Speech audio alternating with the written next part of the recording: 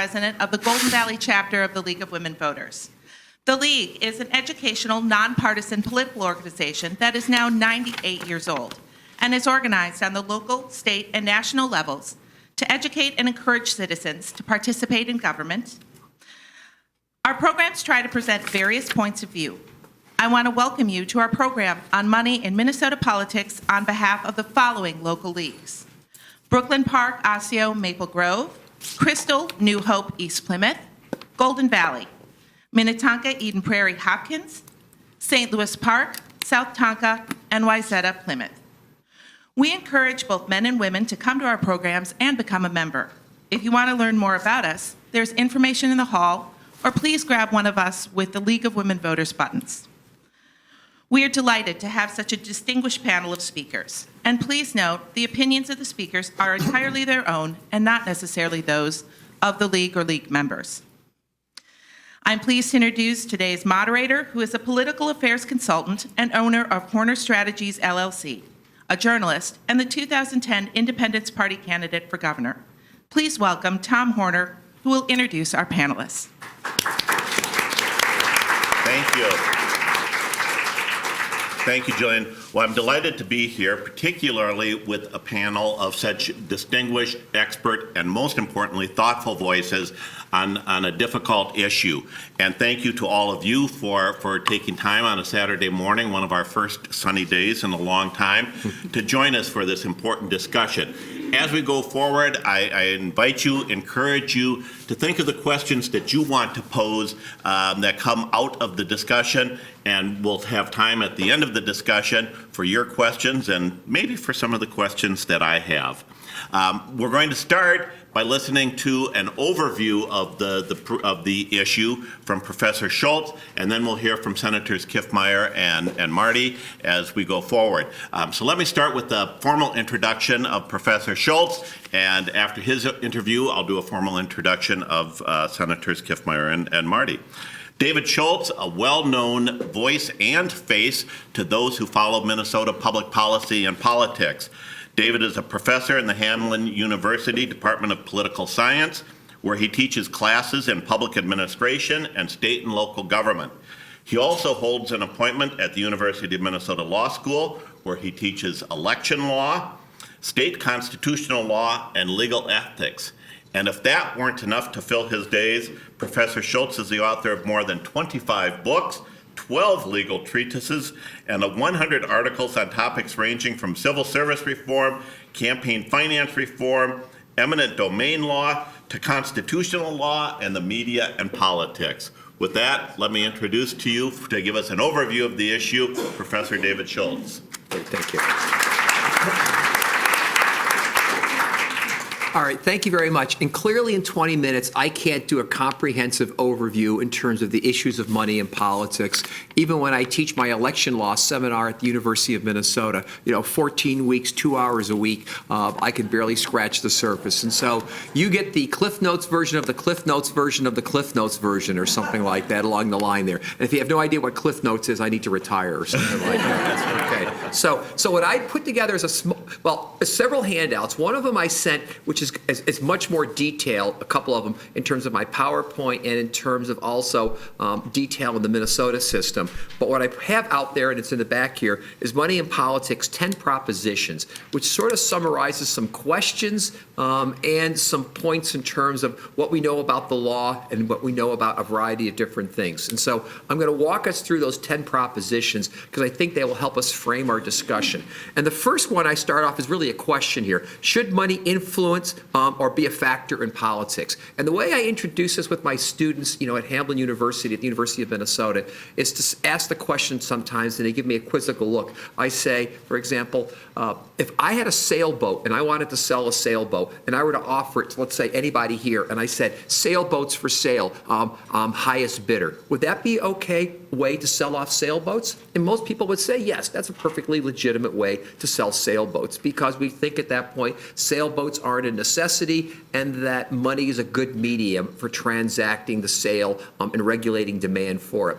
And the reason why I pose that as a question is I say, do we think money should have that same purpose in our political system? And really the question is the use of money for the purposes of leveraging political influence and power compatible with American democracy?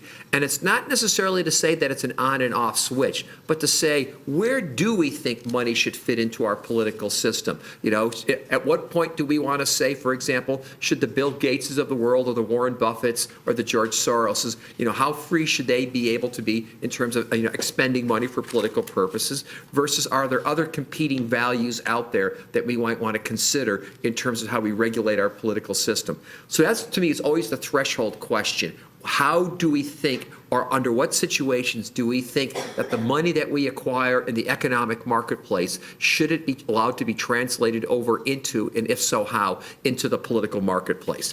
So that's my first proposition. Second proposition is to say that money has always been an issue or a factor in American politics.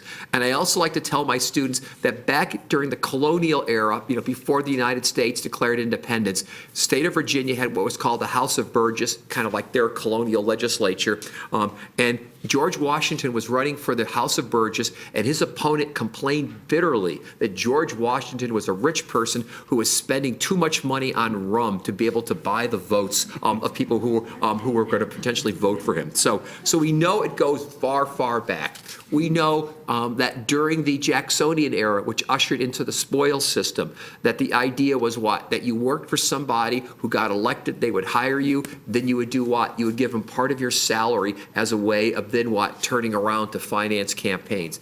I used to kid and say that was our original public financing of elections or something like that. But the point is that money has always been a factor. Three, there is a long history of regulating money in politics, that starting in the late 19th century, we became very concerned on a lot of reasons for the role of, let's say, what they used to call trusts, large monopolies, large businesses in terms of our political system. And back under this guy named Teddy Roosevelt, when he was president of the United States, they pushed through what was called the Tillman Act as sort of our first major federal reform. The Tillman Act saying that corporations would not be allowed to give money to candidates in federal races. Eventually, we expanded that in 1946 at the federal level under the Taft-Hartley Act, which said that labor unions at the federal level also couldn't give money to candidates for to try to influence federal elections. But then they expanded it even more. And on the federal level, Taft-Hartley said that corporations and labor unions could not either give money to candidates or expend money at all for the purposes of trying to influence federal elections. Many states adopted similar types of laws, some saying that neither unions nor corporations could do this. Some said, like Minnesota, that only corporations were barred from doing this. Some states said neither. And I'll come back to this point about state regulation in Minnesota in a few minutes here. Then in 1970, we passed what was called the Federal Election Campaign Act. If you want to sound witty in some circles, it's referred to as FECA. And then in 1974, post-Watergate, Congress, I will say, was at one of its interesting moments where it's always easy to criticize Congress, always easy to criticize state legislatures.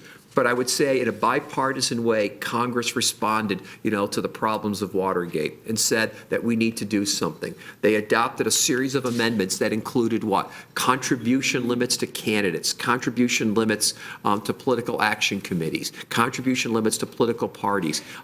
It also established things that included, for example, the public financing for presidential elections. That little checkoff system that we have on our taxes, for example. It created the Federal Election Commission. It also also had expenditure limits, caps on how much money candidates could actually spend for office, and it required significant disclosure. And that was our basic framework that was laid out in '74. And then in 2002, Congress supplemented that with the McCain-Feingold Act, otherwise known as BCRA, BCRA, which tried to cement some of the holes and fill in some of the problems that had ensued after 1974 in several court decisions. And so those would be, and there was efforts to raise or to regulate things such as soft money and so forth, which I'll talk about. Now, I always like to tell my students in class on the very first day that if by some chance you fall asleep in class and I have to wake you up, there should be something that you utter out that will be true no matter what, and it makes it sound like you were actually paying attention. And so what I say to them in my election law seminar, if you fall asleep and I have to tap you on the shoulder to wake you up, if you yell out and say, "Didn't Buckley versus Vallejo resolve that?" You will get credit. You will get credit for something like that. And the reason why I mention it is that understanding everything, I think, in contemporary money and politics goes back to this very important 1976 federal decision where what the Supreme Court said is that money, it never said money is speech, but it said money implicates important First Amendment values. That there's a connection, the court said, between the use of money for political purposes in campaigns and elections and how it's tied into free speech. And what the court said is that if, in fact, there is this connection, and again, that's the actual phrase, implicates, and exactly what it means by implicates is kind of fuzzy here. If it actually implicates First Amendment concerns, what the court said is that the only compelling reason, the only justification that they would allow in terms of regulating the use of money in politics and campaigns and elections is if you could show that money corrupted or lent the appearance of corruption in the political system. And as they subsequently have explained in their court decisions, and by the way, when I'm explaining these things, this does not mean I necessarily agree or disagree. I'm just sort of explaining to you what the framework of the law is here. What the court has said is that the corruption has to be known as what's the bribery model. It has to be the sense of quid pro quo, making it look like I'm giving you a wad of cash in return for some political favor. And because of that, essentially what the court has said over time in numerous decisions is that we can regulate political contributions up to some point. Regulate them in the sense that we're concerned that if I give money to, Senator Marty or Senator Kiffmeyer, it might look like I'm trying to curry favor with her or with him. Versus, on the other hand, the argument is that they said that expenditures, whether expenditures by candidates, expenditures by political action committees, or expenditures by independent groups, because they don't lend that appearance of quid pro quo corruption, we cannot limit how much money organizations expend. And I know for many people that's a concern because people say, well, gosh, why can't we limit how much money is actually being spent in the political system? And right now the courts are telling us we can't do that by mandate. Now, what the court did say is that if we create a voluntary public financing system, if we say that we're going to provide some public dollars for you to run for office, as a condition of that voluntary public financing, we can say to Senator Kiffmeyer or to Senator Marty, you can't spend more than a certain amount. And then lastly, what that decision said is that we can require disclosure, that there's powerful interest in our society for disclosure of how money is spent and who's giving money. So that basic framework with some nuances is still the basic framework that's in place at the federal versus national level. Point number 5, I would sometimes in my class draw, and I'm not a very good artist, I would draw like a little stick figure on the board and say that if I'm this person here or if I'm this organization, what are the different ways that I can expend money or channel money into the political system if I want to influence it? And I point out and say there's a lot. And this is the part that really confuses people because people think of money in politics as just giving money to candidates. And money, direct contributions to candidates, called hard money, is only about 6 to 7% of all the money in our political system. It's actually a very small percentage. And so if I have a wad of money, Tom has a wad of money, he wants to try to influence the political process, we can, of course, make some political contributions to candidates. That's okay. Or I could give some money to political parties or political action committees. I could independently spend that money. Tom could create an organization and say Citizens for Better Tomorrow and run a bunch of ads or give it out, and that could happen. That next way would be a political action committee, or I could create a super PAC. And what's now called a super PAC are political action committees that don't give money to candidates, but because they don't give money to candidates, they can take money from corporations and unions, and therefore they can spend and raise even more amounts of money.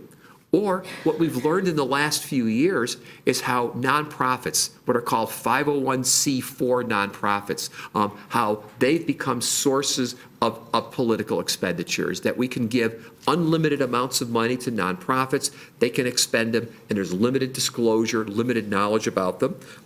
There's also, I forgot to include it here, but they're not as used as much anymore, 527s, which were popular a few years ago as another mechanism. And then as a result of Citizens United versus the Federal Election Commission, there are, it's supposed to say not direction, but it's supposed to say direct corporate or union expenditures, that corporations can now expend money directly out of their own treasuries, and so can unions at the federal and state level to try to influence elections. Still can't give that money to candidates. And then there's lobbying. If by now, I could spend lots of money on lobbying, and that's still where the most money is spent in lobbying. If you're all going, whew, my God, my head is swimming, it should be. There's a lot of avenues out there for money. Proposition 6. Effectively, there's no limits on the ability to spend money for political purposes. If I really, at the end of the day, want to blow my bankroll, if I really want to spend money on the system, there is some way I can get money into the system and get it to do something. Okay. 7, there are at least 51 regulatory regimes regarding money and politics. And I say at least 51. We've got the federal law, we've got the 50 different states, and then, that's why I say at least, many cities, many villages, communities also have some of their own laws. And so if you were to say to me, tell me all the laws on this, I couldn't do it because literally we've got so many patterns out there. Okay, number 8, Minnesota. I would argue that the basic system in Minnesota has been in place more or less since 1994. One of the persons sitting next to me is either credited or blamed with much of that, and so I'll let you folks decide, how you want to attribute it here. But the basic system in place involves a combination of voluntary public financing for candidates, a system where candidates agree to take some public financing through, in part, a checkoff on our taxes, and in return agree to some expenditure limits. We also have what's called the PCR system, the public contribution rebate, which is very, very unique in Minnesota, of which I think there's still no other place in the country that has that. Some of you might recall, even though it's not correctly described that way, many candidates will say, send me 50 or loan me $50, and you'll get that money back from the state. But it's the idea of saying that we're going to let people make small contributions and therefore rebate part of it. We do have contribution limits on money given to candidates. However, we do not have contribution limits to our political parties, nor do we have contribution limits to the legislative caucuses, for example. And then we do have some disclosure out there, and we have a system set up with the state agency, which is set up to monitor and report all this stuff. And then originally we had some limits overall under a voluntary public financing system, and I probably may have made a couple of nuanced mistakes here, I think I'm realizing here, in terms of how much money could be taken from PACs, big donors, and lobbyists, and a lot of that system has been disabled now because of court decisions. 9, models across the country. We have lots of different models across the country. I once gave a talk on money in politics, for example, in Chicago and in Illinois, and I will simply say, if my discussion is what's the rules in Chicago, just about anything goes. I also did some of my graduate work in New Jersey. I will say just about anything goes there also. And so there it's very unregulated. Other places, for example, New York City has what seems to be, many people say, a very successful program where if you participate in their public financing system, it's a system which says participating candidates may qualify to receive public matching funds at a 6-to-1 ratio, up to $175. So if you raise, let's say, $100, Schultz sends you $100 as a candidate, the city of New York will give you $600, to try to match. And so the idea of saying we're going to encourage small donors to contribute. Of course, that system got blown away in part when a guy named Michael Bloomberg ran for New York mayor, and I think he's worth like $40 billion or something like that. So he could afford to opt out of the public financing system. Westminster, Colorado, I mentioned, is another one that I find interesting as a local community. Westminster, Colorado says that if somebody gives you more than $100, they've defined that, and you're elected, they said you now have a per se conflict of interest, and therefore can't introduce legislation or sponsor legislation that would be of benefit to that person. And then many communities have a variety of disclosure models. Okay. And I could talk more about those. Last point here is I'm going to call it the not so partisan divide on money and politics among elected officials.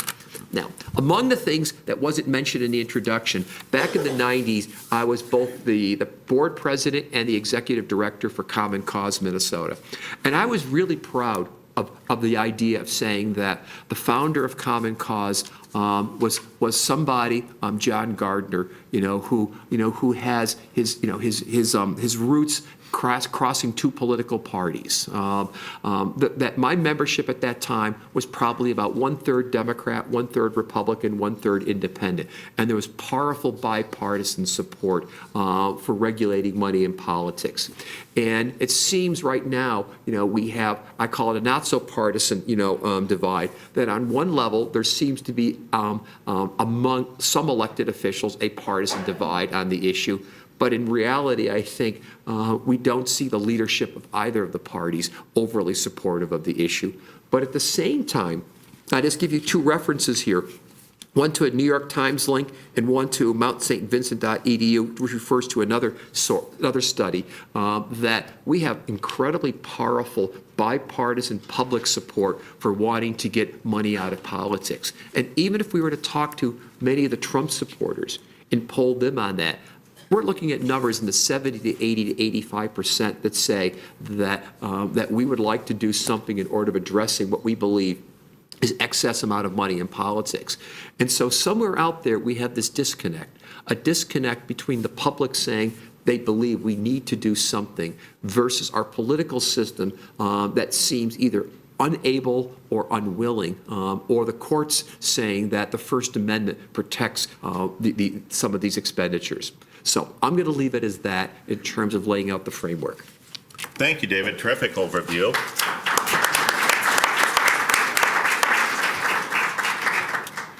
I appreciate both the broad overview of where we're at today, but also a reminder that this is not a new issue going back to the days of George Washington. And in fact, I suspect there are many Minnesotans who, at the end of each campaign cycle, would be strongly in favor of candidates buying us rum in return for having us watch all those negative TV ads. Who might be a help? We're now going to hear from Senators Kiffmeyer and Marty. It is hard to reduce to one paragraph such long and distinguished careers that both of these legislators bring to the table, but I'm going to try. Senator Kiffmeyer, Republican, has served in numerous capacities in local government and in community organizations and in the executive branch of state government. She was Minnesota's Secretary of State from 1999 to 2007. She served in the Minnesota House of Representatives from 2009 to 2013 and currently represents parts of western Hennepin County and parts of Sherburne and Wright counties in the Minnesota Senate. Her priorities over the years have been many, but include assuring the integrity of Minnesota elections. Senator Marty was first elected in 1986 to represent the Roseville area in the Minnesota State Senate.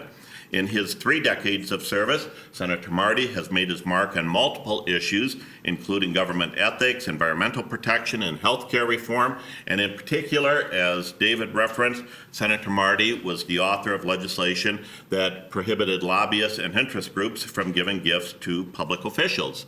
We're going to ask each of them to give us a 15-minute overview from their perspective on the issue, and we're going to just do this in alphabetical order. So we're going to start with Senator Kiffmeyer. Thank you very much, Tom. Appreciate being here with the League of Women Voters today. And a beautiful sunny day, so it's especially great that you took the time to come out.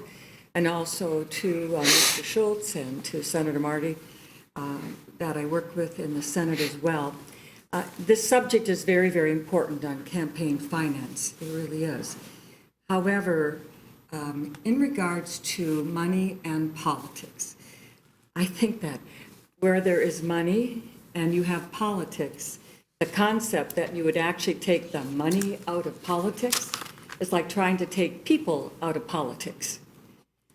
People say, well, can't we just really, you have politics in your neighborhood, in your family, in your churches, in your school districts, where you have people, you have politics.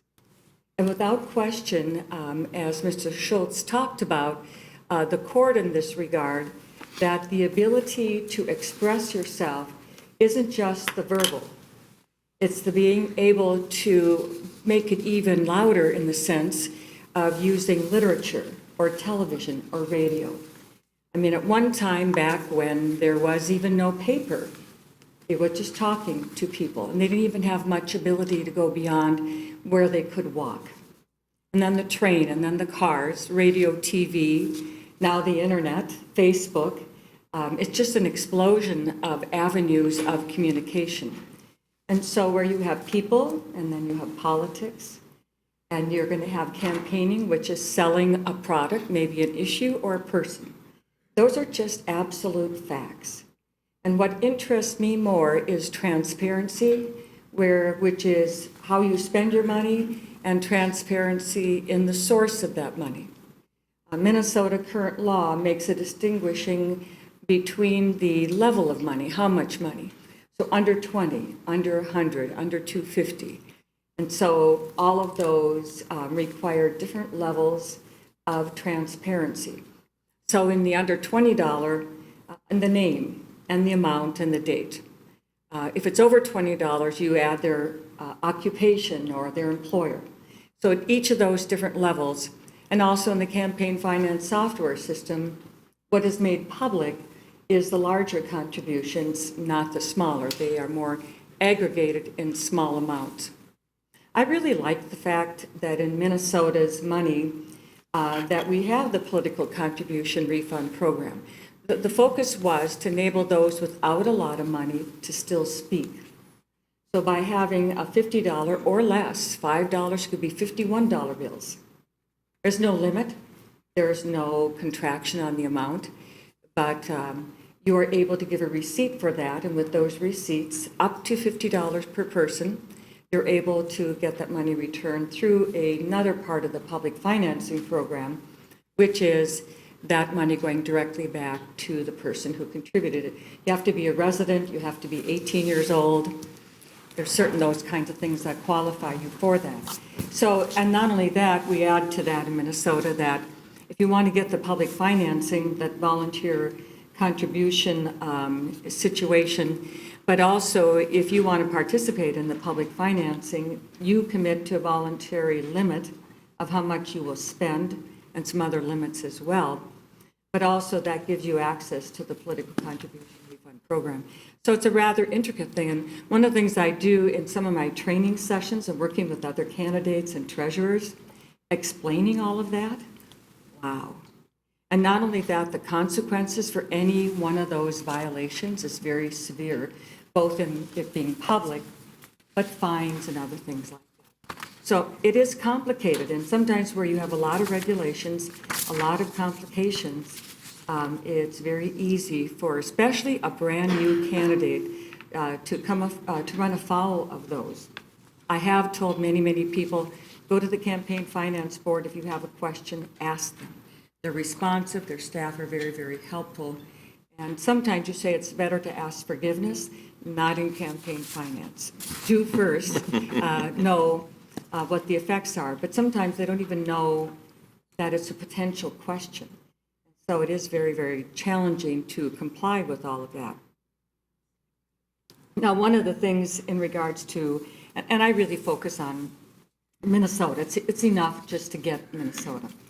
But I really have, over the years, for me as a person in a variety of ways, have focused on principles. And so the timelessness of principles, the tools change. We talked about the communication tools, a variety of those. But the timeless principle is transparency and openness and that kind of integrity, right, that goes along with that. It's very difficult to put that down into a statute or a law or a rule. If you notice, we have policemen, because we have lots of laws on the books about speed limits and other things, the rules of the road, but we have policemen who watch it. So passing a law, passing a rule doesn't necessarily guarantee, oh, now everything is just fine. So I think the timeless principles that I work from is the tools will change and the principles.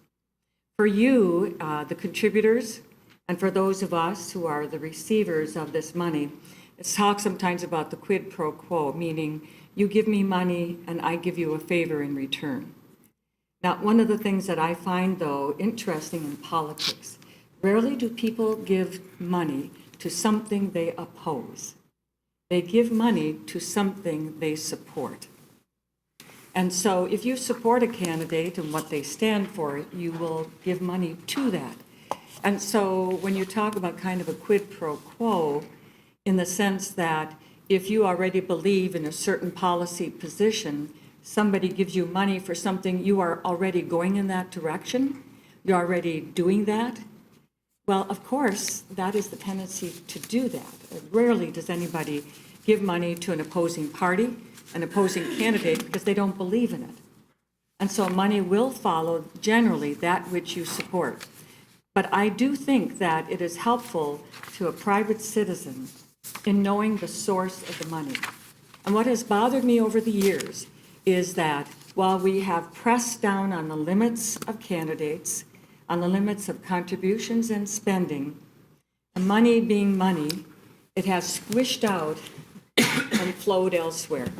So now you have 527, 529s, 501c3, 501c4, many, many others as well. And so the greatest limit, I thought it was interesting, that statistic, which I thought it was that, is very, very small that really flows through a candidate. I really would prefer more money flowing to candidates and for that expenditures.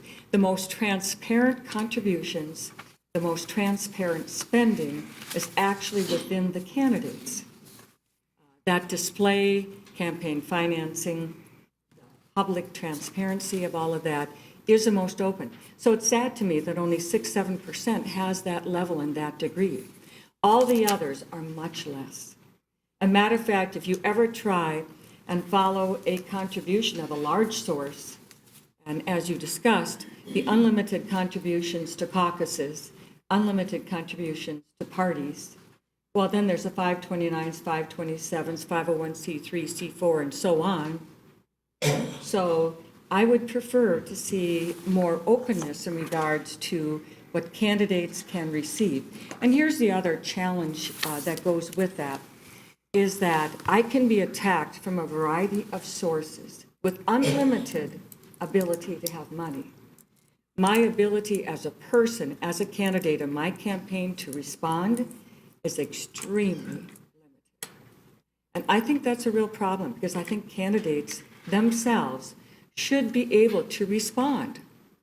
And right now, with the extreme limits on our campaigns, and so I come from a district where I'm well supported. I won with almost 72% of the vote in my district, one of the highest vote getters as well. And however, there are many, many others of the opposing party that are getting 84, 85%. And I'm grateful that for them that they have that. They live in a little different area. Unusual on my side of our political party to have that. Almost 72% is the highest. And so I think for me, I'd really like to see the ability for campaigns that are candidate-driven to have a little more openness in regards to the money that they can receive and also the money that they can spend, because it empowers the candidate. And you, the voter, I'm the one you're voting for. I'm the one that in my constituency, in my district, that I'm most responsible to. That's my circle of responsibility. And so I like that close connection between the voters in my district and the people who I serve, my group of constituents. That is most important to me. So those tools change. They're timeless principles. Free speech is really important, and money goes with free speech. And for you in particular to limit your ability to speak, I thought it was interesting that there's a recent court decision that we had a little quirk in Minnesota that you had a limit. So you could receive from any major donor up to $1,000 in any calendar year, but the first 6 voters, 6 contributors, could do that $1,000. And then the others who came after, their limit was $500. The court reversed that and said, that's limiting your free speech. So these 6 people get a $1,000 each quantity of free speech. These get $500. And that's unequal, unfair treatment of those contributors. And so they struck down Minnesota's limitation on the number of people who can give that 1,000. However, our campaign limit spending is still at that same amount. So it had a modest change in that regard.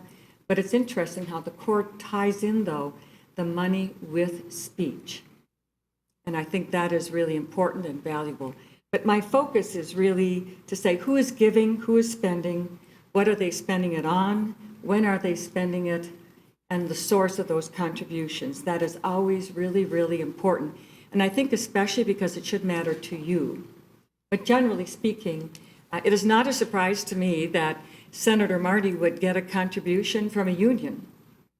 They have PACs and they give money. On the corporate side, they cannot do direct contributions to candidates. So they generally go into other ways.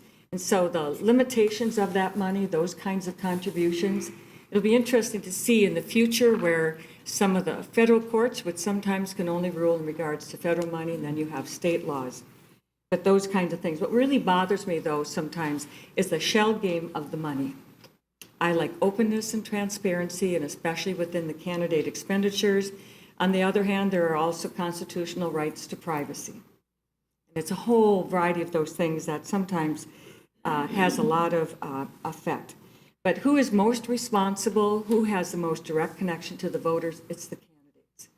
And I think that is something that we really want to preserve and want to keep that. But I see some issues here when 6 to 7% of the money is to candidates and other money goes through other sources. I don't know that that's in the best interest of the voters. I think it makes it harder for you to know who is speaking in this particular campaign, who is doing what.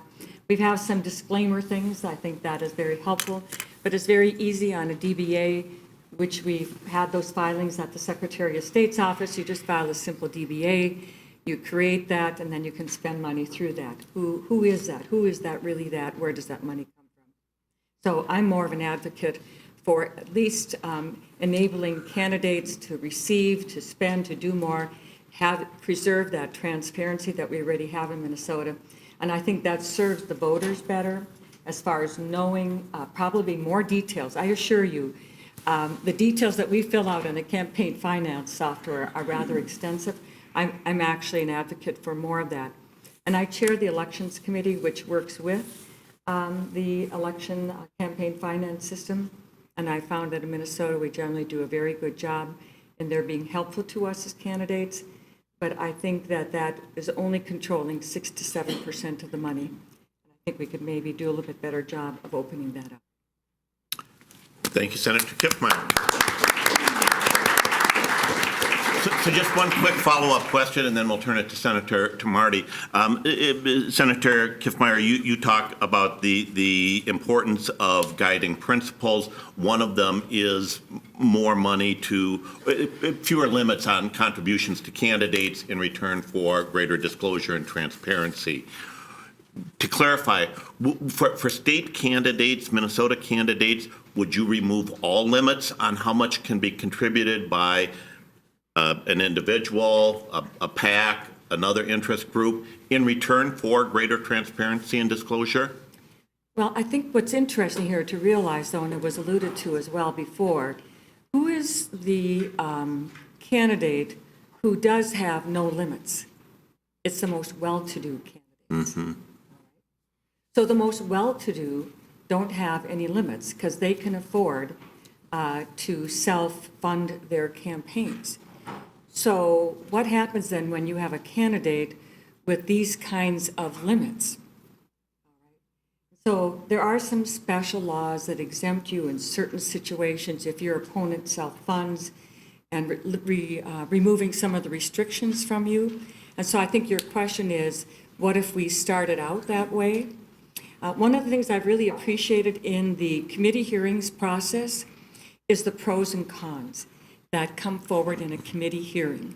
And so I think that would be an interesting kind of a concept. I don't know that I'm ready to say blow the lid off, but I don't know if where we are at today is really in the best interest when you realize we're down at 6-7% of the campaign money, and that candidates only have that little control in the whole funding of that. Yeah.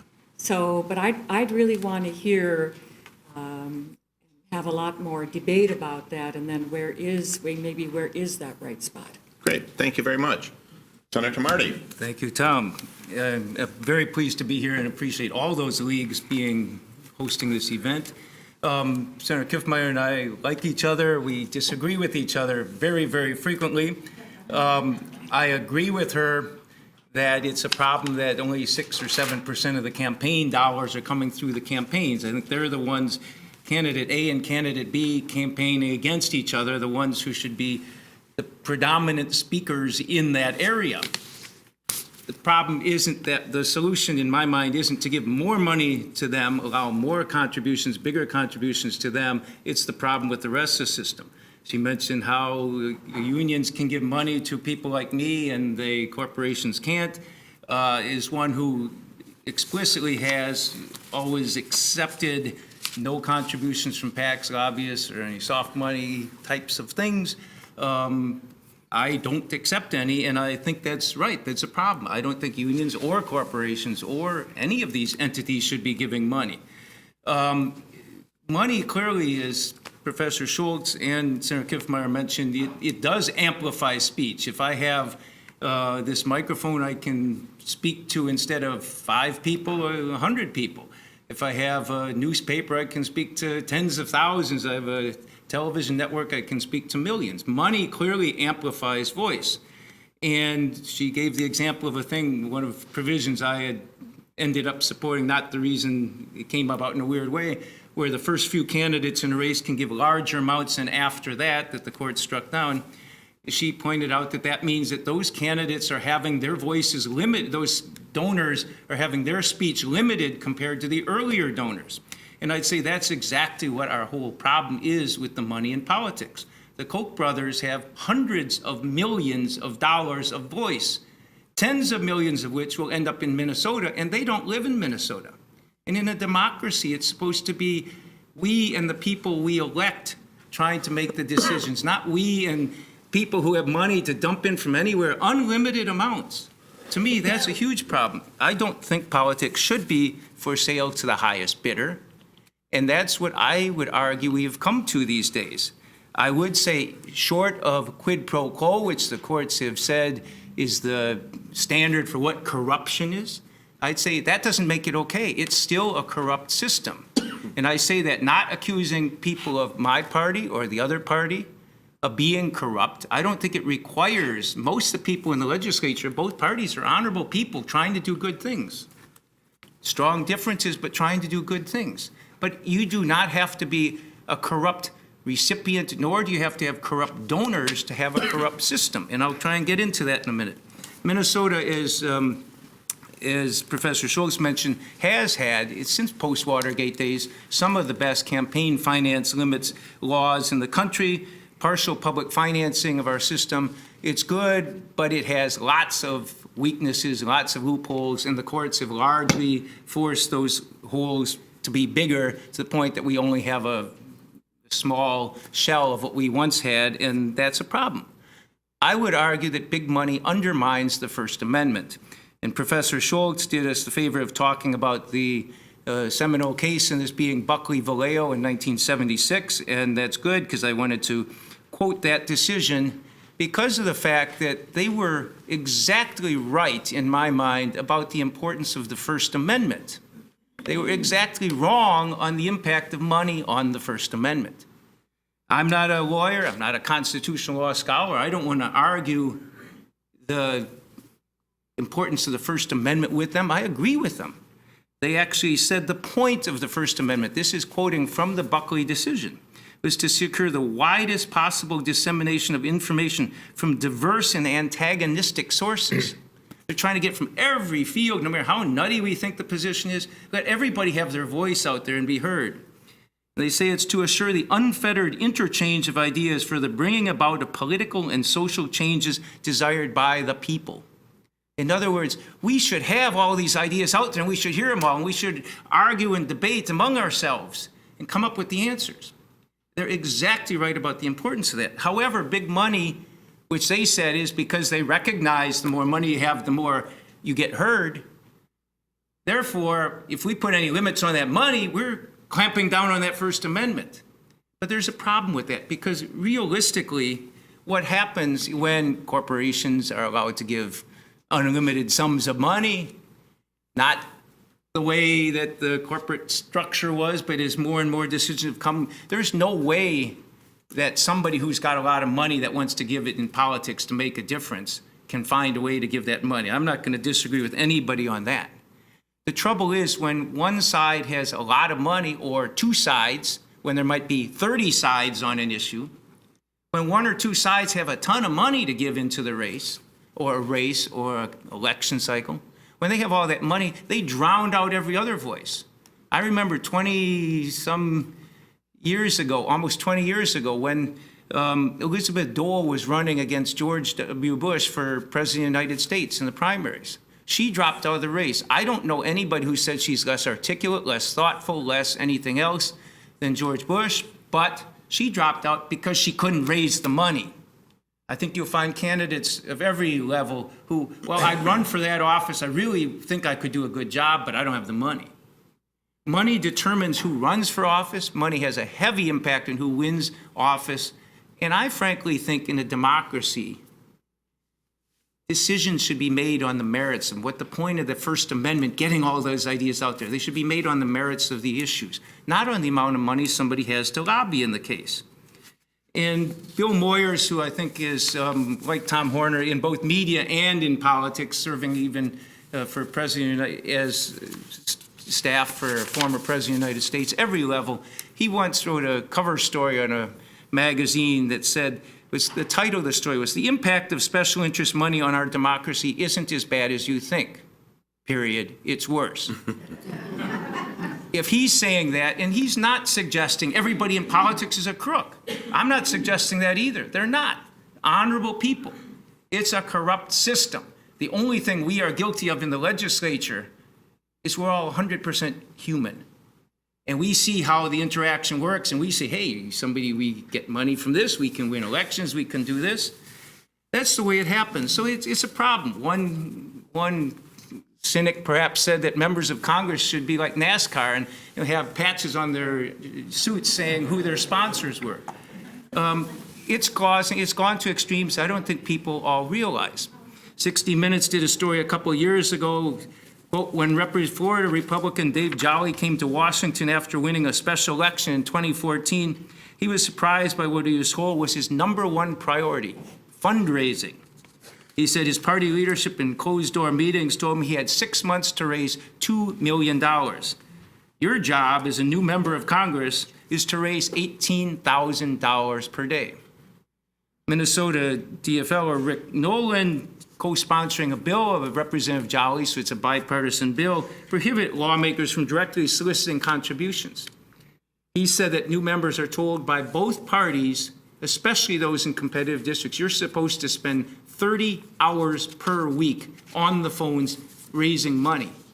Capitol Hill, their office is right there. 30 hours a week fundraising for our nation's top officials? That's what a democracy is about? I think that's a sham of what the nation's founders wanted. It's a sham of what we talk about when we talk about a Republican form of democracy. Does money make a difference? I'll go back to something, this will age me and all of us who remember it perhaps. The Keating 5 scandal. Charles Keating in the 1980s. Lincoln savings and loan crisis. It was going belly up and it cost, I think it was like 30,000 retirees. It cost them their pensions and screwed up the rest of their lives. Charles Keating gave contributions to 5 U.S. senators, asking them to intervene on his behalf with federal regulators. The cost of shutting down his failed S&L totaled over $2.5 billion. That's more than $10 for every man, woman, and child in the country at that time.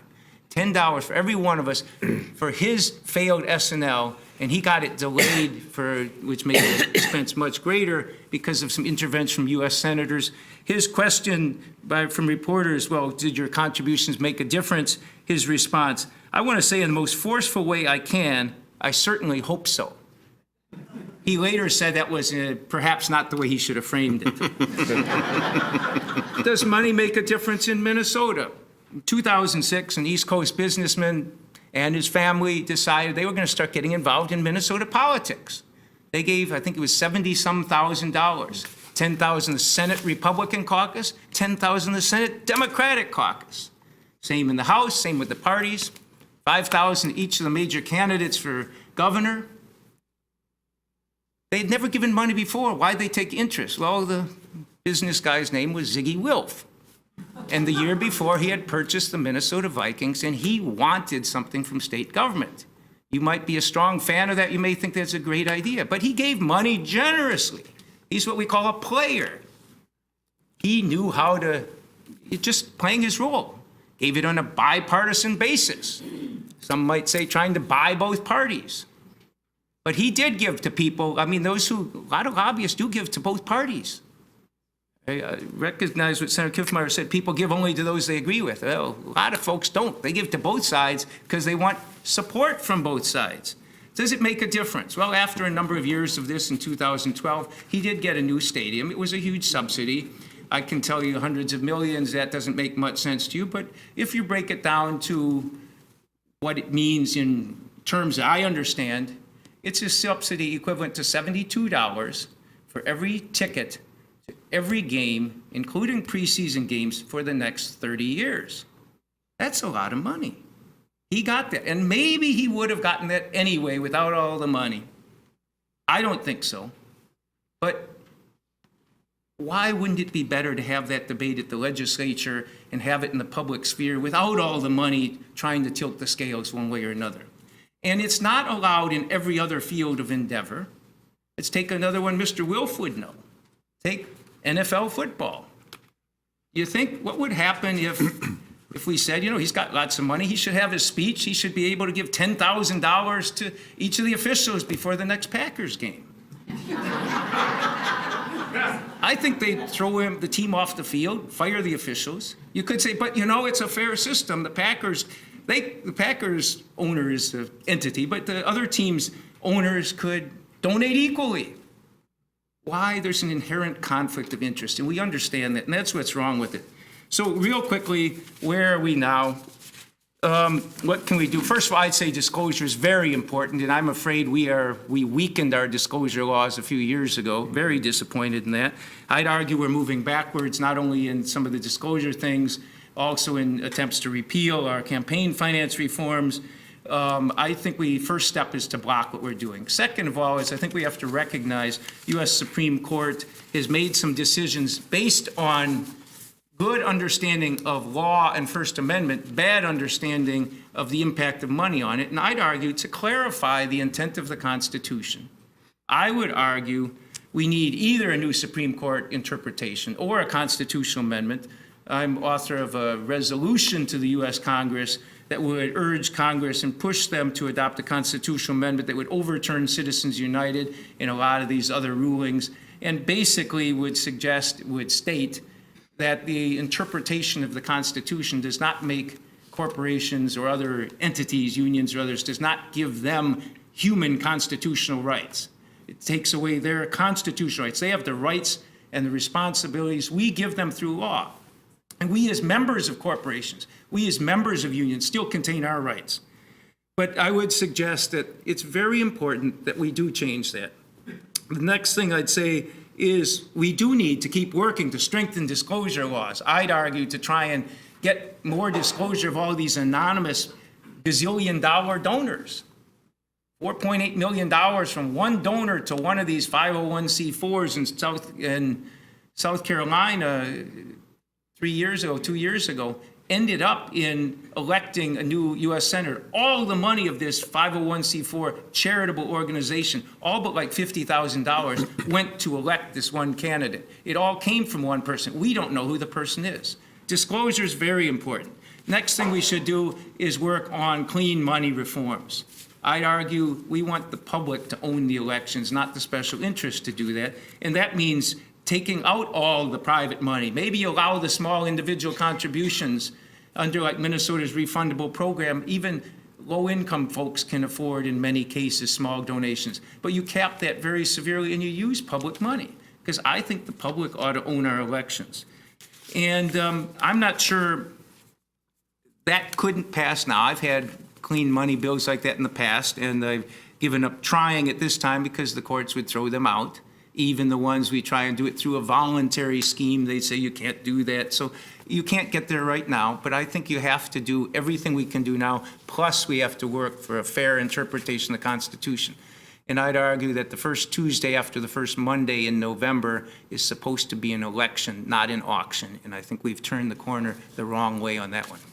Senator Marty, thank you very much.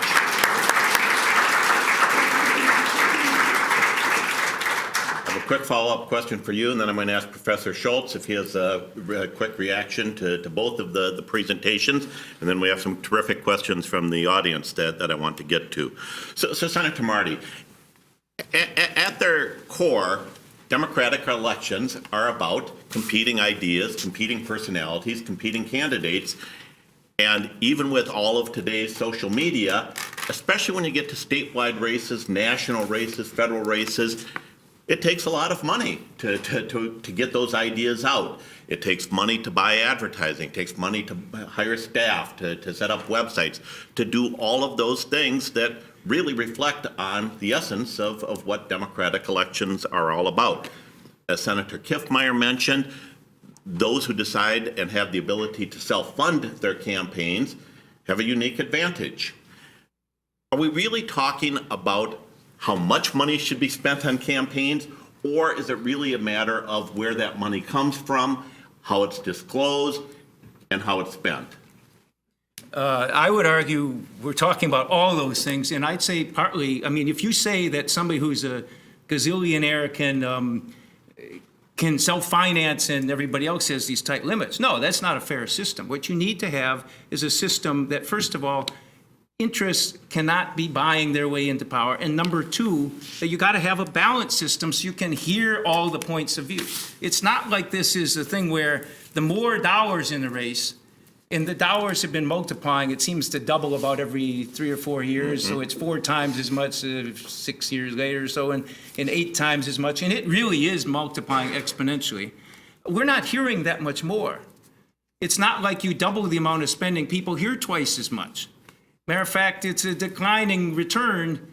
And I'd argue it's declined well below the break-even point. It's going down that the more money put in, the less is heard. It used to be, well, I don't start paying much attention till after elections, till after Labor Day. Now it's by the time people say, I suppose I should start paying attention to elections. I'm so sick of the whole thing, I'm not going to listen to another ad, I'd be better off.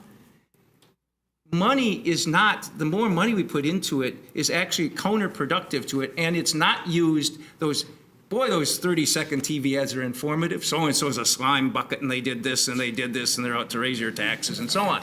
Those are really informative. The whole point of it's not to inform. That's where you get the debate. We have public airwaves. Of course you need money, but $18,000 a day, they're telling a new member of Congress, you're supposed to raise $18,000 a day for 6 months. You do 18,000 bucks times a few days, you should be able to run a campaign. And 20 years ago, you could. And the whole point of it is more money is not doing that, and it has to be done in a fair way. You can't say, well, it's okay for unions to, but not corporations. You can't say it's okay for billionaires to and not others. The Illinois gubernatorial race next year will set the record. It will top the California $180-some million race of a couple of years ago. Why? There's a Pritzker who's a gazillionaire, and the Rauner, the governor incumbent, is a gazillionaire, and they've already raised well over $110 million, much of it their own money, in a race that doesn't take effect for another year, and they will spend $300-400 million, and that's just not a democracy. Okay. Professor Schultz? Sure. I just want to clarify a couple things here. When I gave the 6 to 7% figure, please just also keep in mind that also includes the amount of money spent for lobbying in our political system, too. And I just mention that because if we were to exclude lobbying for the amount of money spent for campaigns and elections, it's still, I'm going to say, I don't have the exact number off the top of my head, it's still going to probably be, in excess of, or I say approximately only about 10% of the money, is really going to candidates directly. But just keep in mind what I was mentioning here, that when I'm talking about the entire, spectrum of influencing campaigns and elections and influencing public policy, I'm also throwing in lobbying too. So I just want to make sure that clarification is there. The other couple of points I want to make here is one is that, is the importance of understanding trade-offs. And what I mean by that is that, we live in a society that seems to want to view things in black and white, and yes or no's. And part of what I was trying to frame us in the beginning of our discussion here about should money influence our political system is saying that, we have lots of competing objectives out here that even acknowledging, if the court is correct, that money implicates First Amendment concerns, we also have other powerful concerns in our democracy, too, that we need to balance off of. One of the ways I teach, my class again, is to get us to think about trade-offs in a different way. In this case, a variation is actually going to be litigated before the U.S. Supreme Court now, is that do I have a right to show up and vote and not to have anybody pressure me at the ballot box regarding how to vote or something like that? Yes. Do I have a right to be able to express my views regarding who I support as a candidate? Yes. Well, traditionally, the courts have upheld what? Bans on political advertising within 100 feet of a ballot box so that when I walk in, I don't feel that pressure at the last minute of somebody coercing me. Both of those implicate First Amendment concerns. How do we do trade-offs? And so that's something we need to be thinking about here. How in a democracy where we have lots of competing objectives, how do we figure out the appropriate way of drawing trade-offs?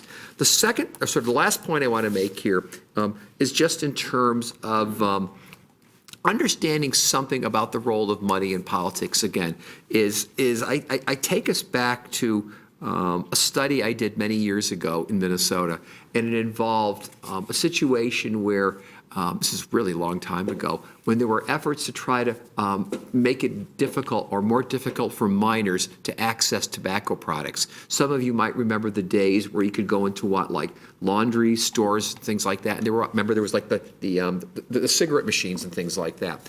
And what we were interested in is how the tobacco industry was spending money to try to influence votes. And we found that very little of the money from the tobacco industry went directly to candidates. Because why? Candidates didn't want to say they were actually taking money from the tobacco industry. The money instead went in all other kinds of directions. It went into PACs, parties. We also found out eventually after the tobacco settlement in the state, there were all kinds of other nefarious ways where the tobacco industry leveraged influence. Like it turned out, for example, just by coincidence, that there were legislators who were selling an insurance in the middle of Minnesota, and Philip Morris felt the need to take out a multi-million-dollar insurance policy and to use that agent as the person.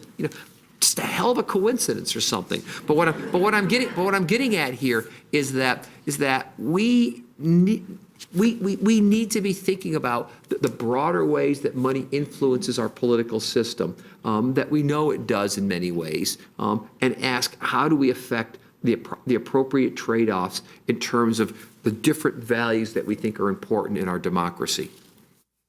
Thank you.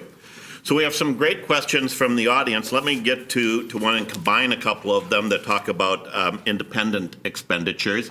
Senator Kiffmeyer, you talked about the need for more transparency. And so a couple of the questions that we have relate to that issue, and particularly to the role of the Campaign Finance Board. It's noted in this question that transparency and the public's right to know is a priority position for the League of Women Voters. The Campaign Finance Board, a couple of questions. One, does it have enough oversight authority? Can it be effective in controlling whatever abuses may occur? And then secondly, whether or not we're able to limit independent expenditures, should there be more effort to disclose not just the organization spending money for or against a candidate, but who's contributing to that organization that is named Citizens for Better Minnesota or whatever the organization happens to be? Okay, well, good question. In regards to, first of all, the Campaign Finance Board, and do they have enough? I think one of the greatest values I have found out of the Campaign Finance Board is they're answering questions and helping people to comply with the law. They've also had to balance when is it, you might say, time to have mercy and time to put down the hammer, right? And so they have done a pretty good job, I think, of distinguishing between the errant mistake not intended and enabling it to be fixed, and the law allows that too. If you return it within 60 days, then all of that is a factor and a consideration, because sometimes things get sent to you and you don't always, catch it right away before entering it and saying, oh, that's too much, I'm over the amount that person can contribute to me, and I have to return some of it. So I really appreciated that, and I think we walk a fine balance between if they get really, right now I think they have a lot of authority to execute fines, to do findings, to require certain things. So I don't know that they need much more than that. And the concern I would have is right now, we want candidates to talk to the Campaign Finance Board. We want them to see them also as a resource and to be helpful so that they do comply. My focus is, if you've done it wrong, let's take care of it, let's deal with it. But I would prefer that there be that kind of help. And so if there is too much heavy-handedness, you might chase away the campaigns or the candidates from seeking that help from the board that they need to do, because they're afraid if they even have a discussion that might lead to an even greater problem. So I think right now the Campaign Finance Board has sufficient authority and power, I think, within the framework of the laws that we set as well. In regards to disclosure, this is the issue when you have free speech. It always just amazes me that somehow you're going to do that. Well, what are you going to do then to the newspapers? They have free speech also. What about the editorials? They're endorsing campaigns and candidates using their dollars, newspaper dollars, to endorse candidates. And yet, many times they're supposed to be the arbiter and just telling the news and the facts and all of that. So what about TV personalities and all of that are currently not regulated in any financial way? Their speech, again, is unlimited. So disclosure can be a little bit the balancing act between that and the right to privacy and some of those other things. So that's why I say focused on the fact that within the money that is given to a candidate, the source of that money, how is it expended, is the greatest amount of transparency and openness and disclosure. And yet, because of the ever-reaching limits, that is, you're getting less information. So where the money is best disclosed and most open is to the candidates. And I've been in politics enough of a while. I remember a time before 529s, before some of this stuff, and as I saw the effect clamping down on the candidates and the contributors to candidates, I saw it going that way, and so that's how you do it, and what is the solution for that. One of the things that I think is interesting in regards to, I've heard lately, and even in the conference I was just at for a few days, the National Foundation of Women Legislators, they had a section on civility. One of the things in the legislature, Senator Marty, you worked on, was our ability to have a cup of coffee with somebody, and those people cannot pay. Now it's up to $5 or nominal or whatever, but it used to be zero. By the way, I have a personal policy. I buy my own cup of coffee, my own cookies, my own meal, because keeping track of all of that is a real challenge, or I just have water. And I think that while I appreciate that, one of the unintended consequences that we find amongst us as legislators is how it has affected civility. In other words, when we had more of those occasions, so we could go to them a lot, and we could take those meals, and we could take those, especially those meals and our time and so on, was we got to see each other. And I've noticed now, when we do get to see each other, frequently the comment is, I wish we could have more of these. I wish we could have more of these. That we were more civil then, because we had more occasion to see one another and to be with one another. But to tell the truth, I can afford being able to buy my own meal and cookies and coffee and do all that. But there are several candidates and elected officials who have young families or don't have a side income. They can't afford that. And so there was a law change recently. If you invite everybody, then we can, if you invite all legislators, then you can accept that meal. But even that has some issues that go with it. And so I find that, so while I may do that, for some others, they can't go to these events. While it would be helpful to go, they don't get the information from the entity that's sponsoring it, and then they don't have the benefit of associating with others in that social kind of setting, which does contribute to a civility. You see each other, you talk with each other, don't you find?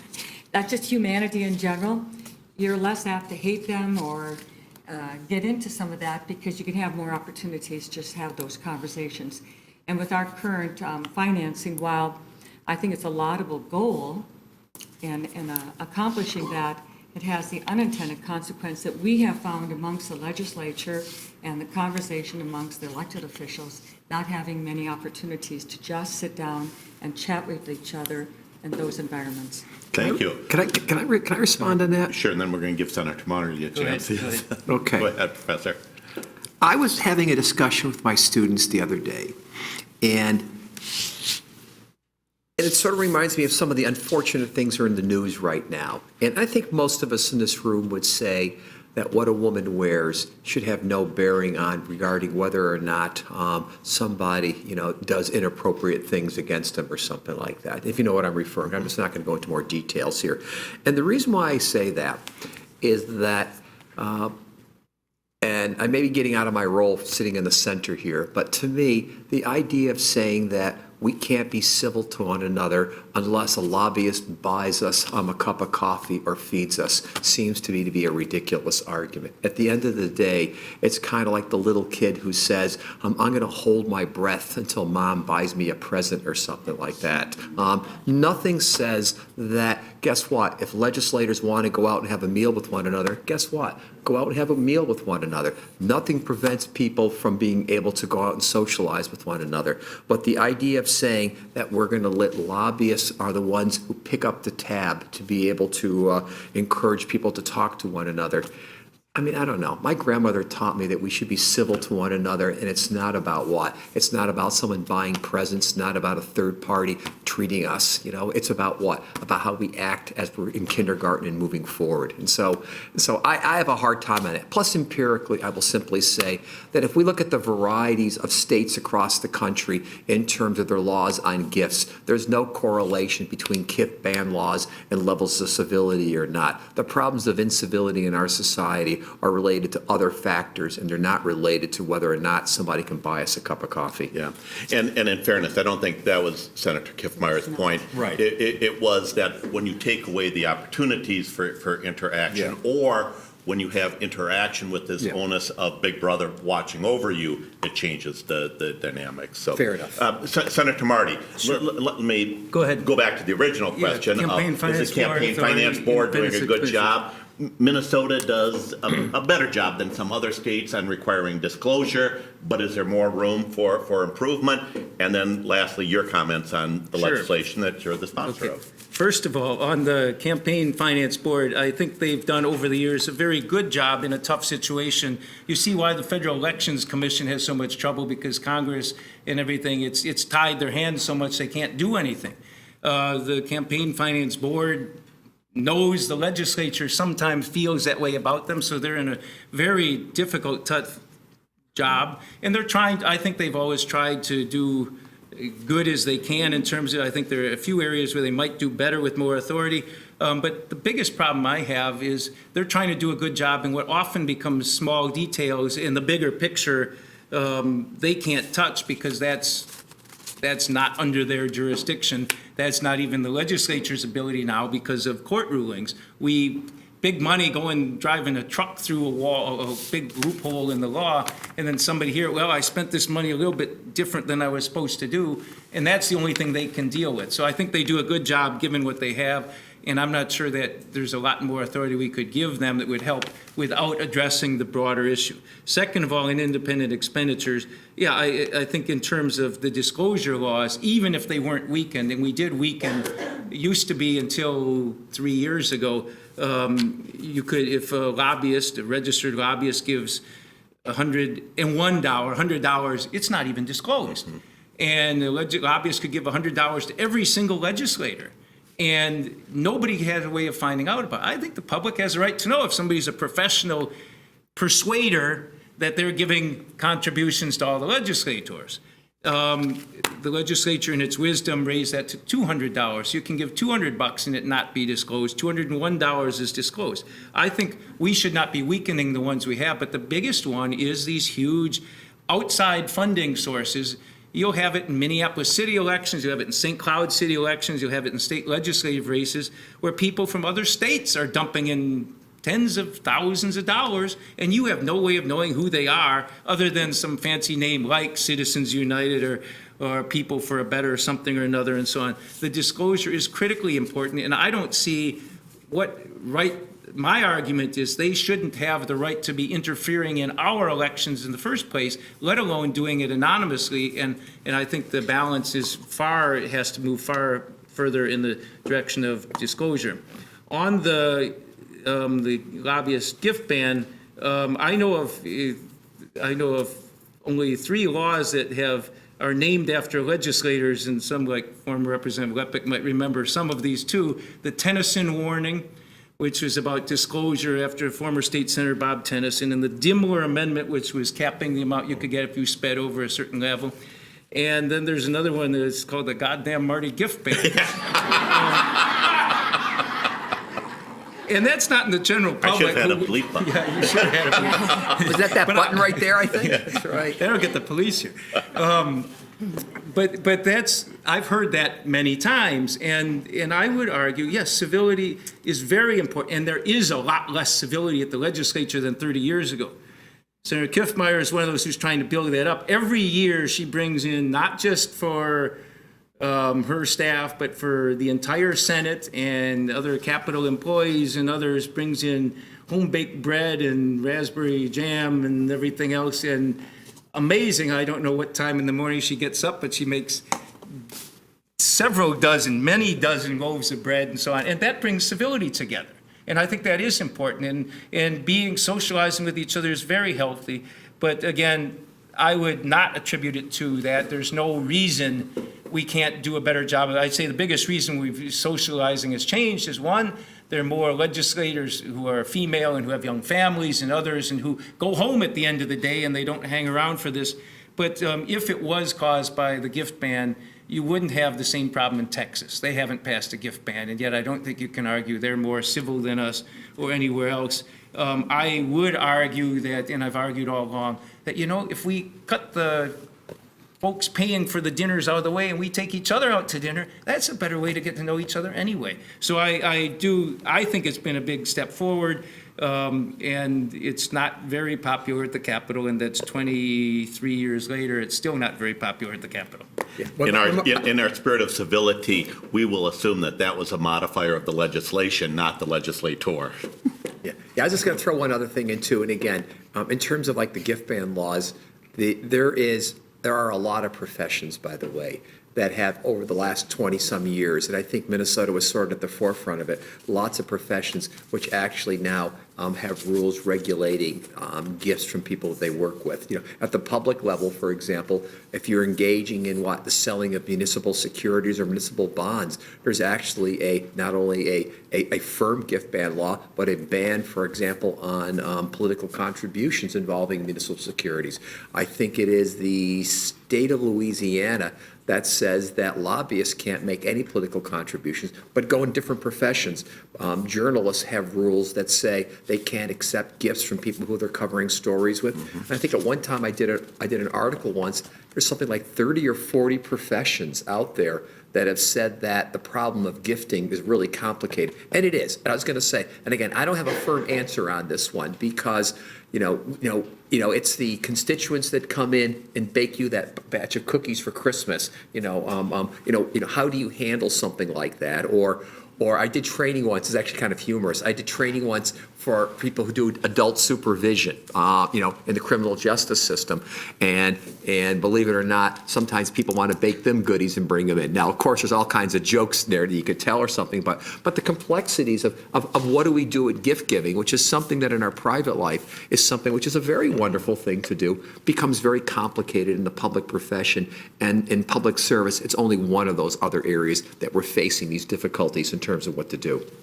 So we just have a few minutes left and a lot of great questions that I still want to get to from the audience. I'm going to ask Senator Marty, Senator Kiffmeyer to be as short as possible in your responses.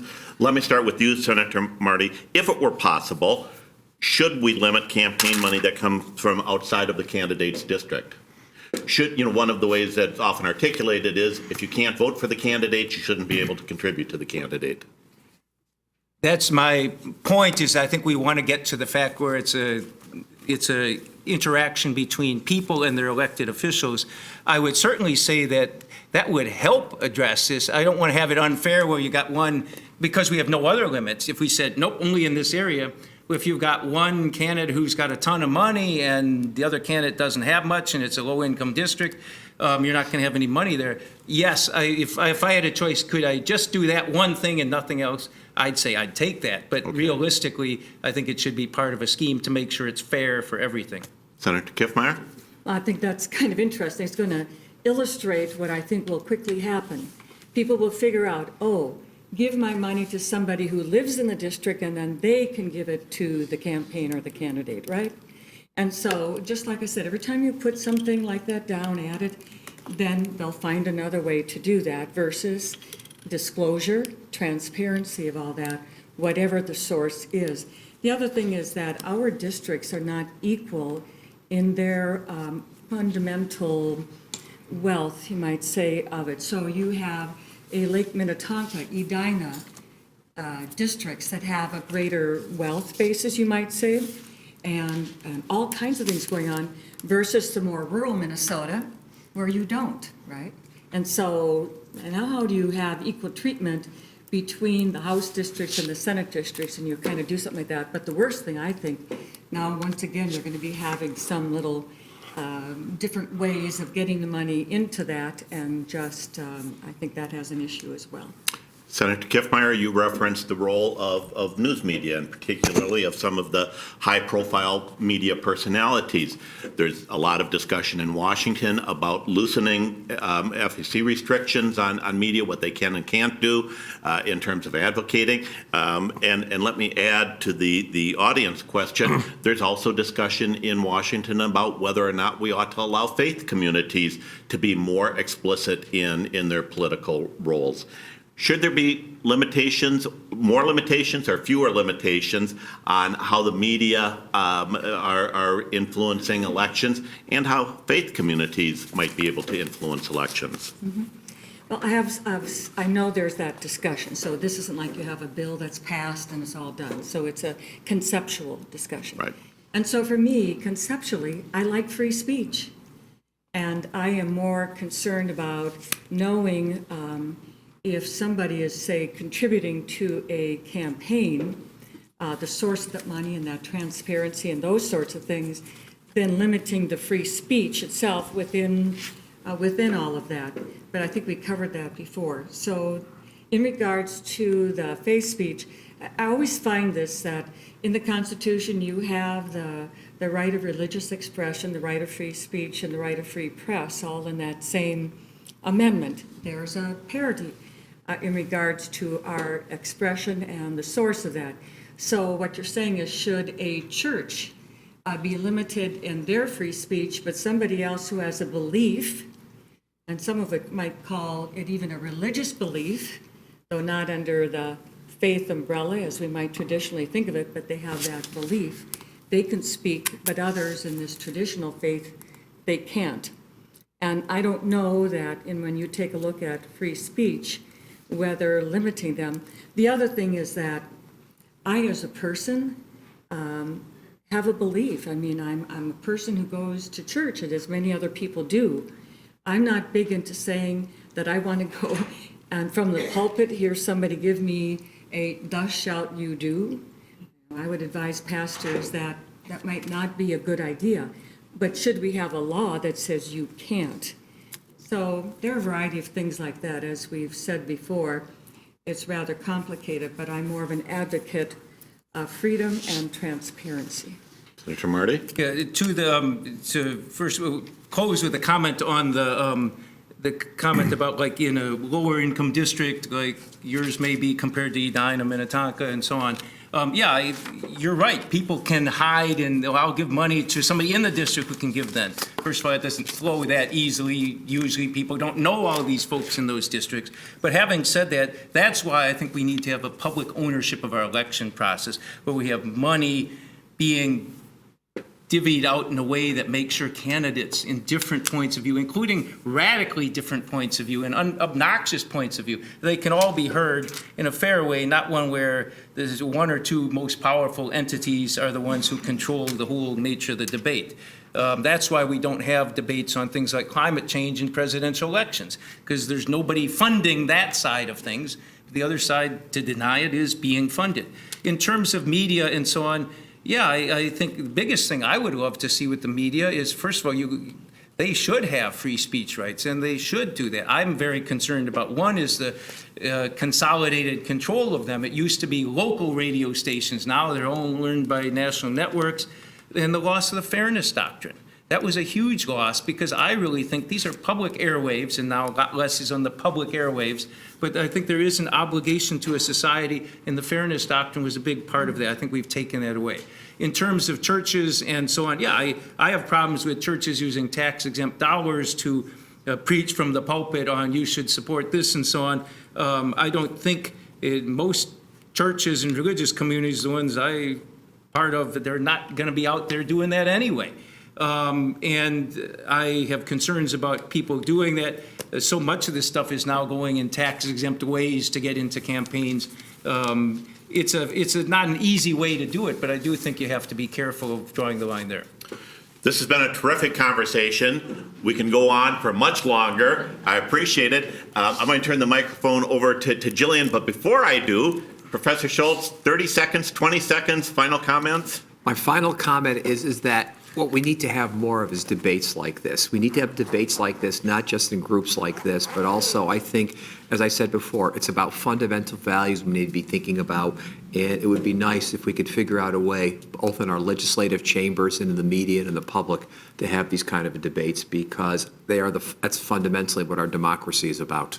And not even debates, but good conversations like this. As Senator Kiffmeyer said, the pros and cons on all of these issues. Thank you very much. It's been a great panel, and let me turn it back to Jillian. Thank you all so very much for coming, and thank you to our audience, and thank you to those who are viewing this at home. I'm sorry we couldn't get to the many, many great questions, but I hope that you found this program really interesting and enlightening. And let's give Mr. Horner, Professor Schultz, Senator Marty, and Senator Kiffmeyer a warm round of applause for a thought-provoking program. Thank you.